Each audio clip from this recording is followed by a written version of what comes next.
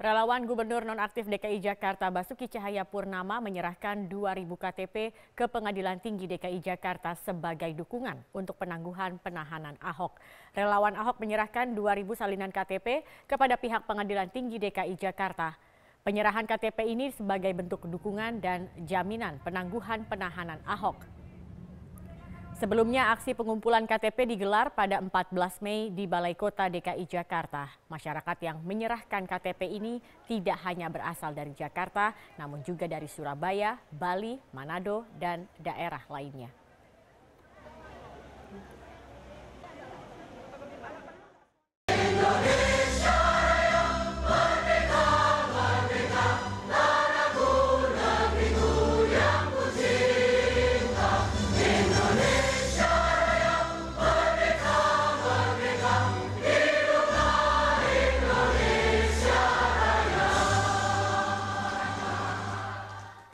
Belakangan ini seruan kembali menjaga Pancasila dan NKRI bergema hingga ke berbagai daerah. Itu ditandai dengan munculnya gerakan-gerakan seperti menyalakan lilin, tanda tangan petisi, atau beragam simbol lainnya. Gerakan-gerakan ini menyemangati negara dalam memerangi berbagai oposan destruktif yang memecah belah bangsa atau bahkan kelompok yang ingin mengganti ideologi negara. Saat ini masyarakat tidak diam, masyarakat mulai gerah dan melawan.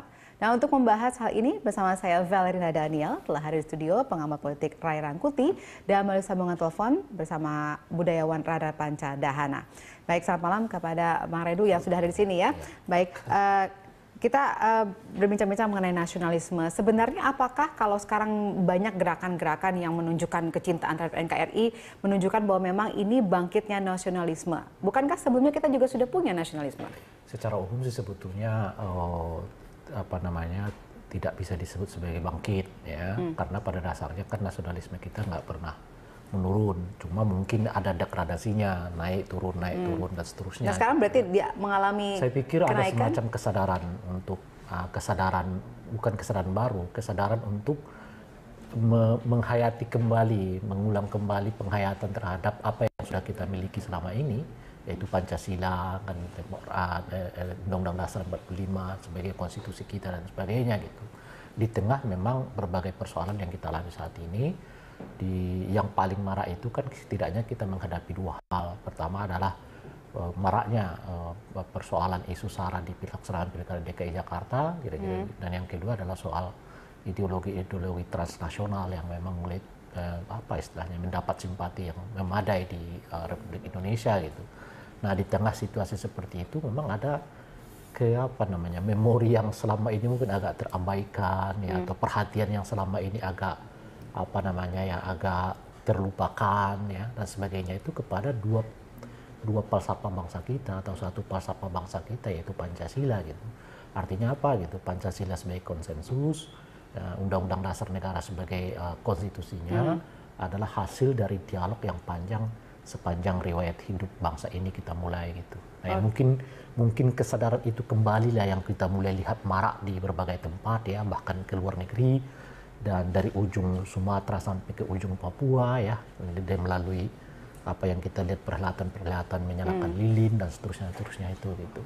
Iya, jadi menurut Anda momen ini muncul karena ada tadi dua hal ya, soal ada isu SARA, kemudian juga adanya isu untuk pengganti ideologi Pancasila seperti itu. Nah, kemudian kalau kita lihat ini kan muncul di berbagai daerah, apakah itu menunjukkan bahwa selama ini itu yang disebut sebagai silent majority yang memang mungkin selama ini mereka tidak pernah menyuarakan, tapi kan ketika ada isu ini muncullah gerakan-gerakan seperti di berbagai daerah, bahkan juga di berbagai negara? Ya, bisa juga ya, bisa.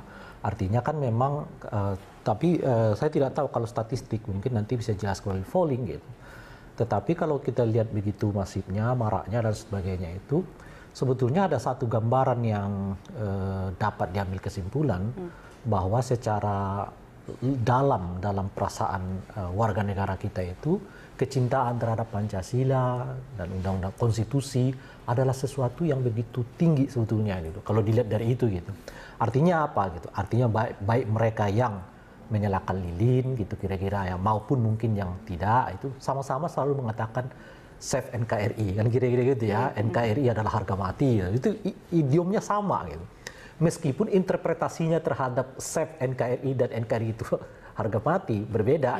Ada yang itu tadi kan menonjolkan apa istilahnya itu ideologi transnasional, internasional gitu, yang mengatakan bahwa itulah cara mencintai NKRI itu gitu. Tapi ada yang mengatakan cara mencintai NKRI itu harus kembali ke falsafah dasar kita, konsensus kita sebagai bangsa, apa itu Pancasila dan Undang-Undang Dasar 45. Nah, kalau kita lihat ini semua kan semangatnya sama ya, semangatnya mau mengatakan bahwa kita mencintai Indonesia ini meskipun dengan cara pandang yang berbeda-beda, dengan cara pendekatan yang berbeda-beda. Nah, mungkin di situ yang menjadi ini kita titik tekan kita, bagaimana kita memformulasi, bukan ulang ya, memformulasi pandangan-pandangan kita tentang apa sih yang kita sebut sebagai Indonesia yang tepat itu, Indonesia yang benar itu, tanpa harus mengubah pencapaian-pencapaian yang cukup baik dalam konteks berbangsa dan bernegara selama ini. Jadi sebenarnya tujuan gerakan-gerakan ini maupun yang berbeda-beda jenisnya itu ya sebenarnya tujuannya sama NKRI, hanya tadi cara mengekspresikannya berbeda-beda. Tetapi memang pada tingkat tertentu cara-cara yang mendekati berbeda itu, cara pandang yang berbeda itu seperti saling mendelegitimasi gitu. Misalnya pandangan transnasional itu kan seolah-olah mau mengatakan bahwa di atas Pancasila itu masih ada ideologi yang lebih besar, kira-kira gitu ya. Nah, di sini mungkin memang dibutuhkan semacam dialog ya yang terus-menerus untuk kembali menjelaskan utuh apa sih yang kita sebut sebagai NKRI itu, apa yang kita sebut sebagai Indonesia itu gitu. Baik, saya ke Pak Radat. Ini sudah tersambung melalui telepon, ada Radar Pancadana, seorang budayawan. Halo, selamat malam Pak Radat. Malam, Mbak. Baik, Pak Radat, ini kita bicara mengenai bangkitnya nasionalisme. Menurut Anda gerakan-gerakan yang sekarang bermunculan itu menunjukkan bahwa memang ada kekhawatiran dari masyarakat Indonesia pada umumnya, baik yang dalam negeri maupun luar negeri, mengenai hilangnya nasionalisme di Indonesia? Soal bangkitnya, emang pernah ada jatuh. Kalau ada pernah jatuh itu jatuhnya kapan?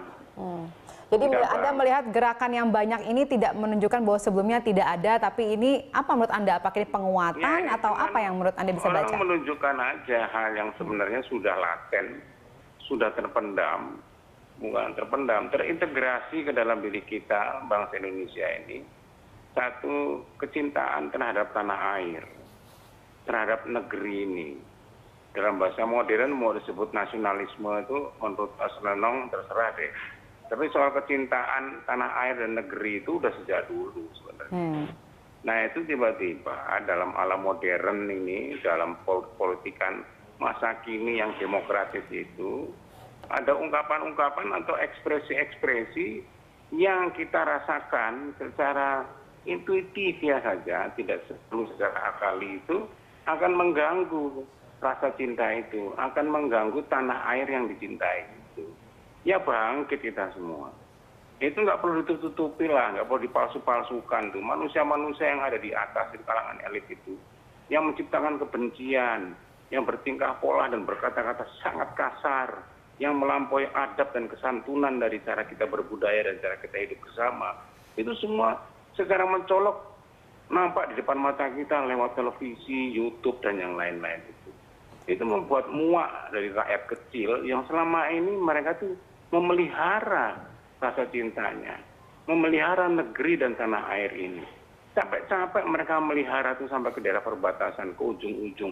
Lah kok tuh orang-orang di atas itu yang menikmati hasil pendapatan nasional, yang menikmati aset-aset nasional yang mereka miliki itu kok malah melakukan hal-hal yang justru merusak tanah air ini. Ya ngamuk lah harusnya. Itu jadikan peringatan gitu. Nanti kalau ngamuk beneran bagaimana mereka itu? Itu mereka yang selama ini disebut silent majority itu mulai bersuara. Kan ada yang bilang tuh, Kapolri aja bilang, hey silent majority, ngomong dong. Ini ngomong. Ngomong malah polisi nutup-nutupi. Polisi malah ngelarang-larang. Kita koordinasian bilang suruh ngomong. Kita ngomong, bikin misalnya mau nyalain lilin 1000 aja dilarang, tidak diizinkan. Ini bukan urusan kita. Urusannya memang urusan ada di Jakarta, urusannya Ahok atau apa gitu, tapi kan menyangkut kepentingan seluruh bangsa karena isu persoalan dan yang lain-lain yang ada di Jakarta itu karena dia sentral itu memberi impact secara nasional. apalagi dengan adanya perluasan informasi seperti ini. Jadi jangan terlalu naif bahwa apa yang di Jakarta itu bukan persoalan di Tulungagung atau di Purwokerto. Nggak bisa begitu, itu ibu kota. Oke. Semua centralized ke sana, ekonomi, politik, administrasi, pendidikan, agama, bahkan itu ke sana semua. Jadi jangan dinafikan. Ini bentuk ekspresi aja dari apa yang sebenarnya sudah ada lama ratusan tahun ini. Oh, kalau Anda mengatakan ini bentuk ekspresi yang sebenarnya sudah ada lama, berarti apakah Anda memandang yang sekarang terjadi ini adalah suatu upaya destruktif yang sudah memang cukup lama terjadi? Yang mana itu yang Anda sebut tuh? Dengan yang misalnya di daerah-daerah itu apa yang di pusat? Misalnya dengan adanya tadi kita sudah berbincang dengan Ray Rangkuti di studio, adanya gerakan-gerakan yang membawa ideologi lain selain Pancasila misalnya, kemudian yang itu yang merusak itu. Itu yang membangkitkan rasa cinta tanah air yang Anda bilang nasionalisme tadi. Yang merusak itu kan elit-elit itu. Mereka menggerakkan massa yang kebetulan massa yang naif, yang tidak mengerti masalah, yang memang sudah terpilih akalnya dan yang lain-lain. Jumlahnya besar orang yang mudah dibegitukan ya. Karena memang zaman ini membuat kita mengalami kerancuan, disorientasi, dislokasi. Kita tidak mampu mengkomprehensi keadaan ini, menjadikan bangsa kita atau beberapa kalangan atau golongan itu menjadi instable, menjadi labil dalam kejiwaannya maupun dalam pikirannya. Orang yang labil itu mudah disetir. Nah, disetir oleh elit-elit yang ingin meraih atau menjemput, merusak atau bahkan memperebutkan kekuasaan, kue-kue kekuasaan itu. Nah, itu yang menjijikkan. Ini membuat kita semua menyuarakan diri. Ini baru dalam bentuk lilin sama kembang loh. Ya, atau mungkin apalagi yang lain. Nanti kalau dalam bentuknya batu bagaimana? Bentuknya api bagaimana? Bentuknya kepelan bagaimana? Kok nggak merasa mereka itu telah merusak negeri ini? Ekspresi-ekspresi yang spontaneous gitu atau spontanik seperti gitu justru jangan dilarang. Demo besar 300.000, 500.000 sampai 1 juta aja nggak dilarang. Kok cuma 1.000 perak, 1.000 orang aja kok dilarang? Dan padahal itu ekspresi yang spontan. Gitu. Jangan menganggap orang dari Aceh sampai Papua itu apalagi rekayasa. Janganlah berpikiran terlalu negatif kepada bangsanya sendiri loh. Baik, kalau Anda melihat sebenarnya seberapa banyak orang-orang yang labil yang mudah dipengaruhi itu sehingga akhirnya bisa menggoyahkan? Wah, itu hampir banyak, itu bisa mayoritas, itu banyak lah. Minimal 30% itu. Karena adanya perubahan zaman seperti ini, adanya kerancuan, acuan-acuan, norma, moral, etika, sampai tata perilaku, cara berpikir karena medsos itu misalnya, karena televisi, karena YouTube dan yang lain-lain. Itu membuat banyak kalangan, terutama kalangan muda ya, mengalami kerancuan itu. Karena sementara apa yang secara tradisional kita ajarkan, baik oleh rumah tangga, agama, adat, sampai kata bermasyarakat politik itu seperti lenyap. 60 tahun, 65 tahun diajarkan, diwariskan oleh founding fathers itu lenyap oleh gejala mutakhir ini. Ya, Twitter dan yang lain itu menghancurkan itu semua gitu. Membuat sebagian anak muda kita sebagian besar mengalami dislokasi dan disorientasi. Itu yang mudah digiring kemana-mana. Namanya anak muda lagi labil, diajak pedofil aja ada yang mendaftarkan diri. Kan gitu. Baik, kita mendaftarkan diri ada yang mau gitu. Baik, kita break dulu. Orang-orang itu, gitu. Baik, kita break dulu untuk mengikuti jeda sejenak. Pemirsa, kami akan kembali saja jeda berikut ini.